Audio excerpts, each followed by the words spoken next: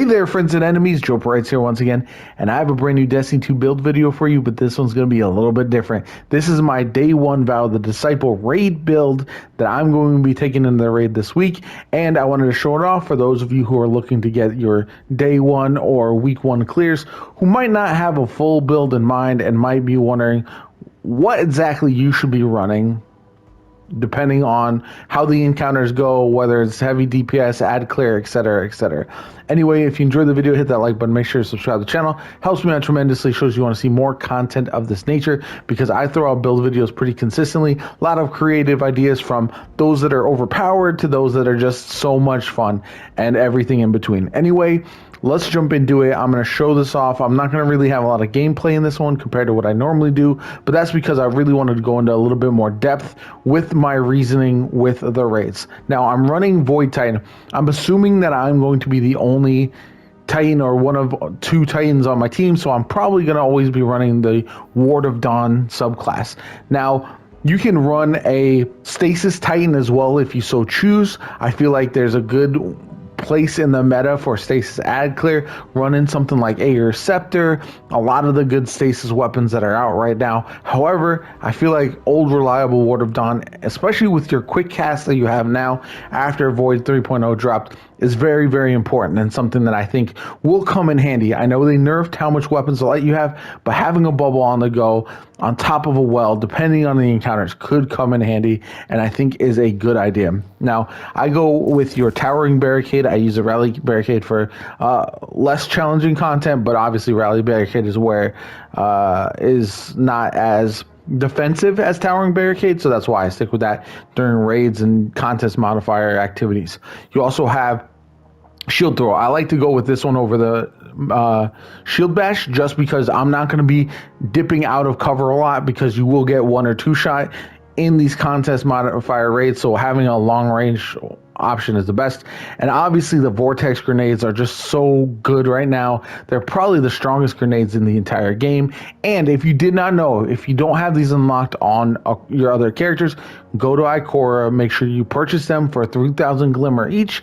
You can get all of your grenades unlocked, and that's something to keep in mind, because I know a lot of people don't have them unlocked. I've seen some folks saying how do they do it, etc. So that's how you go in and get those. Make sure you get them from Ikora prior to the raid race. The Vortex grenade, now that sucks enemies in, you can just do absolute crazy damage. It's awesome.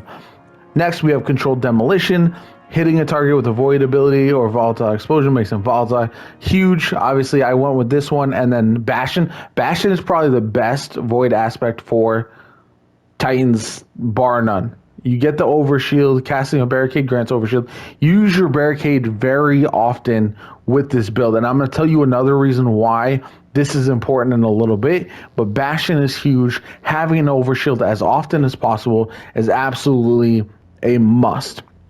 And that's why I go with it over the offensive bulwark, just because this one doesn't seem to kind of synergize as well as these two. Controlled Demolition and Bastion just feels a little bit better to me.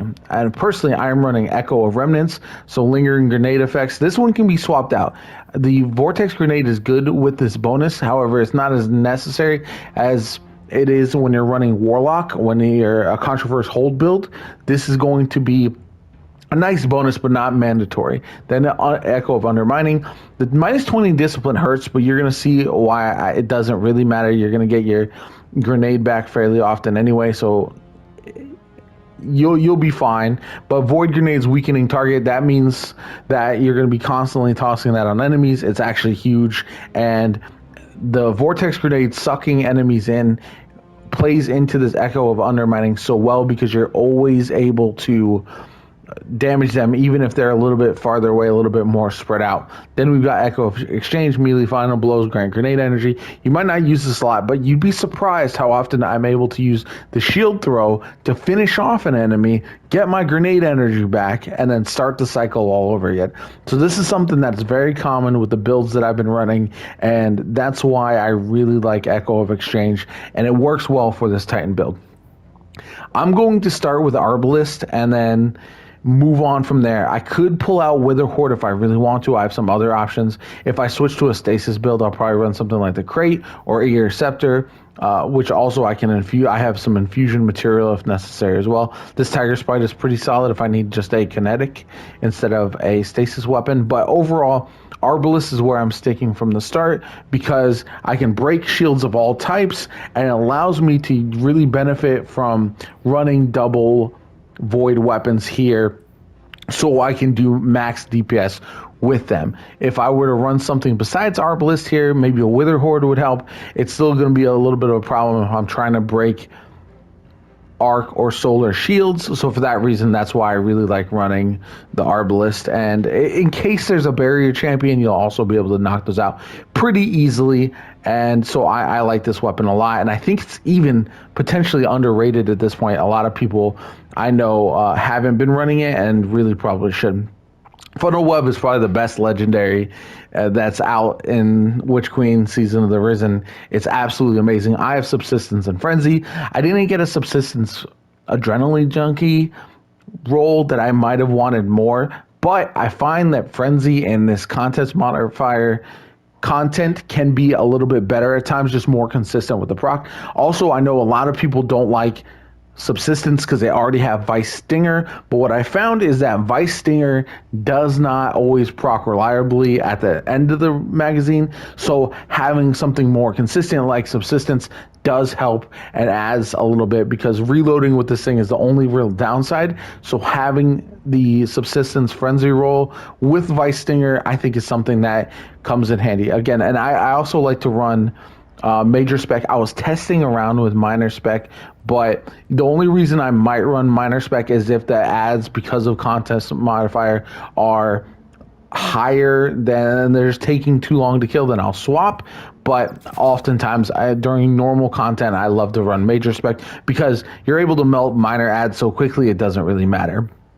Next, I'm going with my Royal Entry. Again, a good Void rocket launcher that does heavy damage with a lasting impression is important.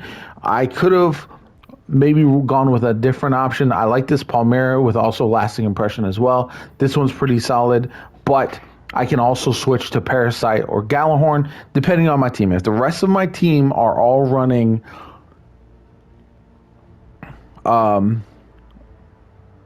legendary rockets, I can always switch to Gallahorn to get that extra DPS, and Gallahorn is always a great choice, and then I would swap off my Arbalest. But this is just a foolproof loadout that I really enjoy, and I think really benefits the whole team. Like, we can do ad clear, I can take out yellow bars, I can do DPS, just all around really good, and we can tinker with it if necessary. As far as my mods go, I'm going to start off with Elemental Armaments. So my final blows with a damage type that matches your subclass have an escalating chance to spawn wells. Obviously, these weld builds are really, really good right now, especially when you look at this. The key to this whole thing, Volatile Flow, picking a Void Elemental Well grants your Void weapons volatile rounds. Obviously, with the Funnel Web, it's absolutely insane, and really the reason that I'm running it. Now, I could change up some of these mods a little bit, like fastball and everything, but this just works for my build, and so that's why I kind of stick with it. Now, as far as an exotic, I like to run Heart of Inmost Light. The reason being, using one ability improves the other. This is where I can toss my grenade, maybe throw down a barricade, and then toss my grenade, then toss my shield, and I'll be killing ads with that and generating wells, because this is a big key. After activating your class ability, your next weapon final blow on a combatant spawns a Void Elemental Web. So I'll throw down my barricade, I'll kill somebody with a weapon, I'll get the Elemental Well, the Void one, and I'll just start shredding, and I can toss spam abilities. My abilities are stronger. I can just really output a lot of damage in a short amount of time, clearing ads. I also have, with the mods, I have Void and Arc reduced damage here, as well as, Arc and Solar, and then Void right here as well. So that comes in really, really handy in order to limit damage as much as possible, because avoiding getting knocked is so huge in these raids. You only have one res token per team per character, and so you don't want the team to wipe just because you keep getting dropped. Then we've got a little double absolution here. I could change this up as well. This is another thing that I've kind of been going back and forth, but reduces all ability cooldowns each time you pick up an orb of power. I am running your harmonic cipher up here, so rapid weapon final blows with damage matching your subclass, create an orb of power. So I'll create wells, I'll create orbs, all of that kind of good stuff. I want to be just generating as much of that as possible. Then we go on to Font of Might, which is actually huge as well, and allows me to pick up an elemental well that matches my subtask type to grant a temporary bonus to weapon damage of that same elemental type. So that's why running the rocket, once I get that void boost, and then I can use my rocket to maybe do DPS or take down larger enemies. It comes in really, really handy. That boost is really one that I love, and it kind of carries this build, to be honest. Then we got Font of Wisdom. Again, this is something I really like because I can also get, while I'm buffing my weapons, I also get a increase to my intellect, improve my super, which having my Ward of Dawn as often as possible is important. And this distribution, so I'm using my barricade as often as possible to get those buffs, and also when I use it and I'm near enemies, I also reduce the ability cooldowns as well. This comes in really, really handy as well. Now I considered using some of these suppressive darkness or suppression mods here, but ultimately at the end of the day, when I'm using this Echo of Undermining, it works similarly and it doesn't really stack with the suppression. So I think this just works out better because I can use the void grenade, the vortex grenade, and I don't have to worry about suppressing and maybe missing with that grenade or only suppressing a certain amount of targets. Now in other content that I've run, I've really loved the suppression builds. But for this case, for the raid, unless we start to see a bunch of light wielding hive, and this is going to be a primarily Scorn raid from what we've seen so far, I don't think that's going to be the case. I can adjust as necessary, but that's why I went in that direction. Overall, that is my build. I know if we need to change it up, if we get a bunch of Titans on the squad, I can switch to my Striker Titan. I can run Curse of the Falling Star. I would probably adjust my weapons quite a bit at that point. I know Dead Messenger is actually really, really good. I can run something like Divinity on my Arc Titan, and that way if I'm thunder crashing and then I'm just dropping the Divinity so that my teammates can do a bunch of damage, all of that kind of good stuff, I can adjust as necessary and go from there. I have a lot of things high enough power that I can use them, because that's another key that people often forget is you want to have weapons that you can infuse and you have at the ready. I'll have my Destiny item manager open and all that kind of stuff. Shout out to them and all of those apps that allow you to transfer weapons while you're in game and don't have to leave the team and go to the tower, etc. So that comes in really handy. Make sure you have that.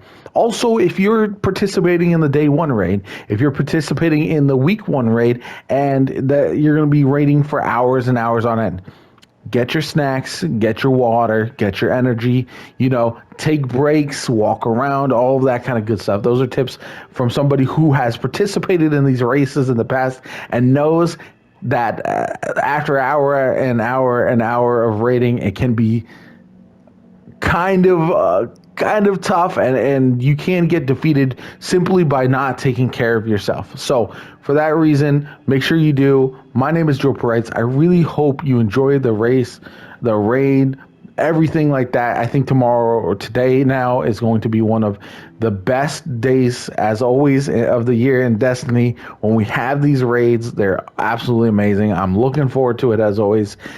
Hopefully you'll see some content on this raid sooner rather than later. My name is JoPaWrites, and I'll catch you all later.